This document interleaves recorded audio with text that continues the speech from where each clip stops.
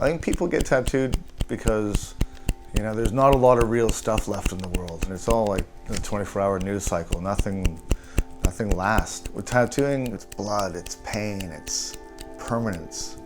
When you get that needle in your skin for the first time, you have to be there. You can't just call it in. You have to sit there and take the pain, and then sit there and heal it, and then you got to live with the consequences of your action. Hey guys, good morning. Welcome to the East West Podcast with your host, Horisumi. Now, as promised, I've got a good interview for you today with one of my clients, longtime client of mine named Elkie. Some of you who follow me would know who she is. She's got a big tiger back piece with a full background, real traditional style Japanese. And she's got 2 sleeves now. One's done, one's almost done. Then we're going to continue on at the front, doing some shishis on her ribs, and then onto the legs, full bodysuit underway. So I managed to track her down. I managed to get her to agree to an interview. She's not a real, she doesn't like doing that stuff. So it took me a minute to convince her. But she did great. We just able to talk about, her process, why she got tattooed, all that kind of stuff. And you can see here an image of her back piece, just so you know the context of what we're talking about. She started this project when she was 24. So it was all done by machine. And then the sleeves have been done freehand in Tabori when I switched over to working by hand. So without further spoilers, I'll let you guys watch the interview for yourself. And I'm hoping to make this part of a series of interviewing some of my clients and stuff that have an interesting story, and shedding a little bit of light into the client-artist relationship, how I work, and that kind of thing. All right, guys, enjoy the interview, and I'll see you next time. Bye for now. Good morning, Elkie. Thanks for coming on. No worries. So listen, a lot of people have been following your tattoo journey with me on social media and my website, seeing me tattoo you at conventions and stuff. And I mentioned in the last podcast I was going to maybe talk to some of my clients, and people seemed really receptive and keen with that. And I thought I'd start with you because you kind of have a big presence in my little tattoo world. Mm-hmm. So I've been tattooing you for almost 10 years now, 11 years? Probably, I think it's over 10 years now. Right. So you were young when you started. You were 24. Yeah, I think so. And you got on my wait list, and you came to me for a back piece, right? Yes. Yep. So tell me, this was your first real tattoo as well. You only had a tiny little kanji. What made you want to get a giant tiger as your first tattoo? And is that what you wanted, or did I talk you into it? I can't really remember. No, so I didn't want such a large tattoo when I first came to you.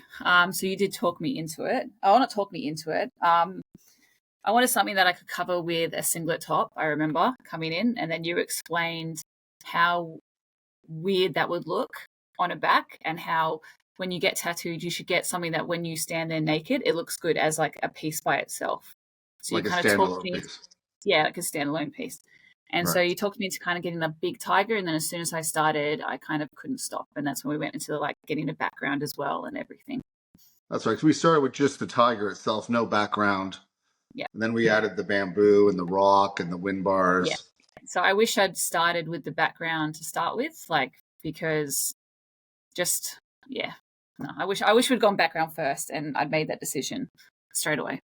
Yeah, but I mean, looking back, at least you didn't get a small little tiger on your back. Yes, definitely. Yeah, because another client of mine, Tony, around the same era as you know Tony, he's got the dragon with the sword back piece. Yeah. Him and I fought. We had 3 or 4 consults. He wanted the same thing. He wanted the biker back piece, everything above the waistline. Yeah. And we argued about it. And he finally relented and let me come down onto the buttocks a little bit. And then only after I finished half his bodysuit, he's like, man, I wish I would have listened to you and gone full spectrum from the beginning and done everything as one piece, right? Yeah, and it'd be better to think about your body as a whole to begin with, so then you can plan it properly. Because there are some things that I wish I got, like I wish I'd gotten cherry blossoms. But as you said, you couldn't get cherry blossoms because they have to cut through like the forefront of your tattoo. And because I got the tiger first, that was never really an option. So I really wish that I thought about it better to begin with. Yeah. Yeah. And so what was your, I mean, as a young girl, 24, what was your motivation to get a big tattoo? Like, what were you thinking, I if you just love remember? tattoos. I just love Just love, tattoos. just love Yeah, tattoos? it's pretty simple. Yeah, I mean, I'm the same way. They don't have to have any deep spiritual meaning. You can just like fucking tigers or dragons. Yeah, I tell yeah. people this all the time. Just it's just a fucking cool design, right? It is what it No, is. And, it just brings me joy. I look at myself and I love what I see. So well, that's cool. That's a good feeling. yeah, yeah, it And is. so after the after the back piece, we moved on to sleeves. We've done Yep, two. We're just finishing up your second snake sleeve now. yep, yep. And how would you say this has affected your relationship with the outside world? I mean, do you think that people at work or in your social circle, do they look at you differently now that you're pretty heavily tattooed? I mean, you're neck to knee and two sleeves, right? Yeah. So I don't know. I haven't got anything. You know, you get the negative comments just by people who are being judgmental, but like that's not very. I don't get that very often, and it's normally by older people who make comments about your body, but like who would never ever see you naked anyway. So they would never actually see your tattoos. They just make negative comments. But like I work in construction, so at work it kind of, as a woman in construction, it kind of works in my favor Right. because you do kind of get a bit more respect on site. Like people, men like tattoos, men like a lot of like it's just an interesting talking point at work. So it Yeah. hasn't like affected anything for me. My phone here is super. Usually it's the interviewers because I'm not in my studio. Let me see if I can figure something out here. Let me see if I can figure something out. Sorry, Elkie. Yeah. All right, let's try that. Use the Kleenex box.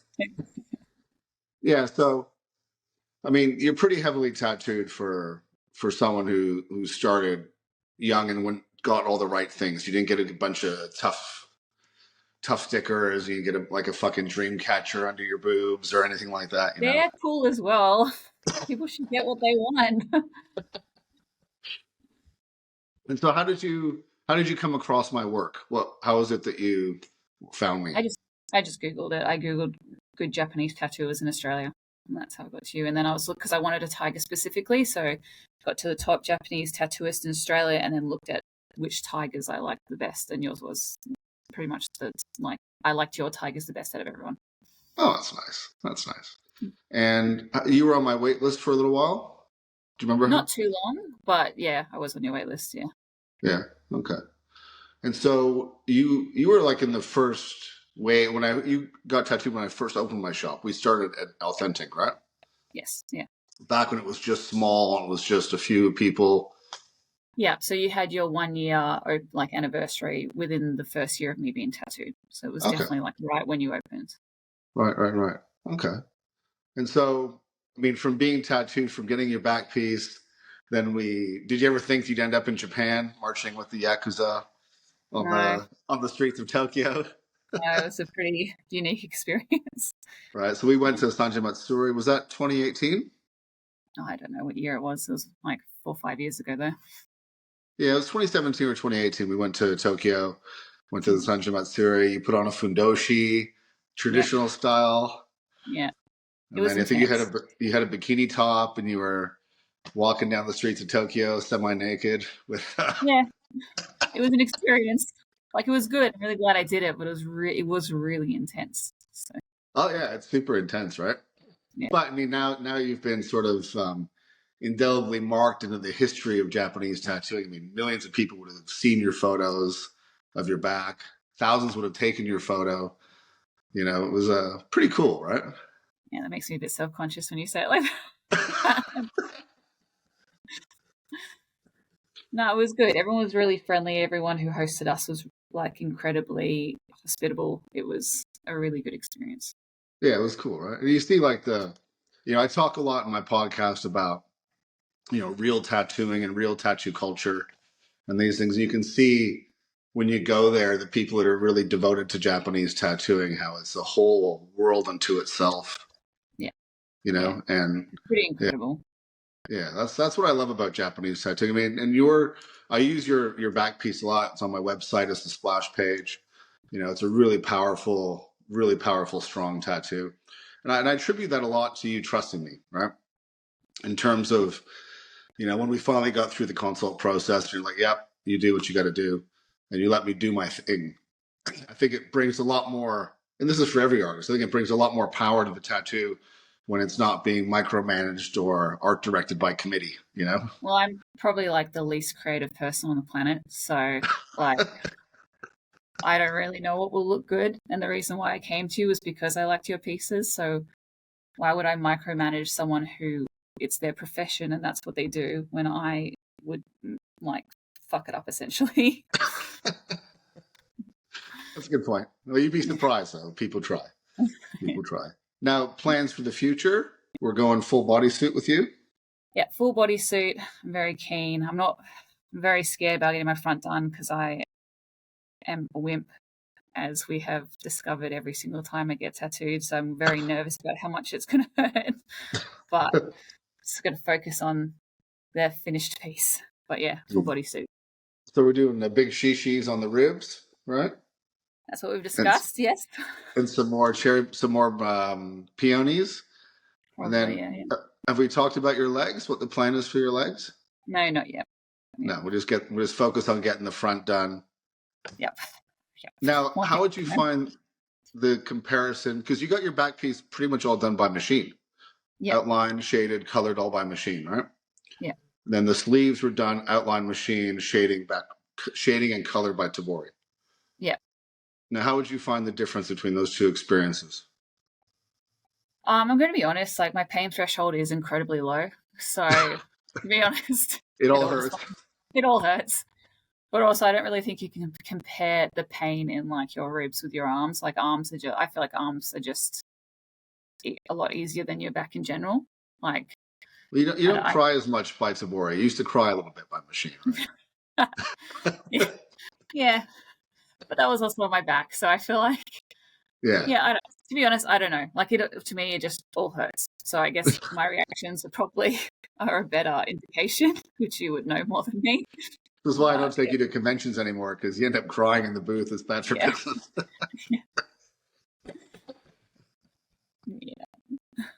And so, what else? What else have you? What initially attracted you to Japanese tattooing in particular? I mean, you obviously would have looked at some different styles, realistic black and gray, maybe, or some more graphic stuff. What attracted you to Japanese? Like I've always liked Japan in general. So like I did Japanese at school. Like I've always liked Japan as the country, but also I like Japanese tattoos specifically because they're meant to be tattoos, if that makes sense. Like like the graphics and everything are designed to work with your body. So I think it just looks. I just like the look of it. Yeah. It's not a very good answer. Oh no, I mean that's a valid answer. I mean it's just got a graphic appeal to it. It's it's based on the sort of woodblock style, which is similar to tattooing. Hard black outline, big blocks of color, very readable, very graphic. It makes for good tattooing. When you get your whole body tattooed, it all fits in with each other. So it's like one cohesive tattoo. Yeah. And you can see, I mean, like my style, I aim to make things very readable from a distance. When you look at those photos from Sanja Matsuri of you in the crowd with like 10 other back pieces, your tattoo really jumps out. I think that also is because I'm incredibly white, so the colors look a lot brighter. I think that's also why. High contrast. Yes. Everyone always comments about how bright the colors are on my tattoos, and I'm like, that also has to do with I'm a ginger, so of course they're going to be a lot brighter. Well, listen, that's cool. Listen, thanks a lot for doing the talk. I appreciate you taking the time out and having a chat. I know you're not big on public speaking and stuff, but I made it. Is there anything else you want to add just about the process or your experience at the shop or anything? Not really. Obviously, I enjoy the process. Otherwise, I wouldn't still be here 10 years later. Obviously, I love my tattoos. Otherwise, I still wouldn't be going 10 years later. So it's just been an overall positive experience for me.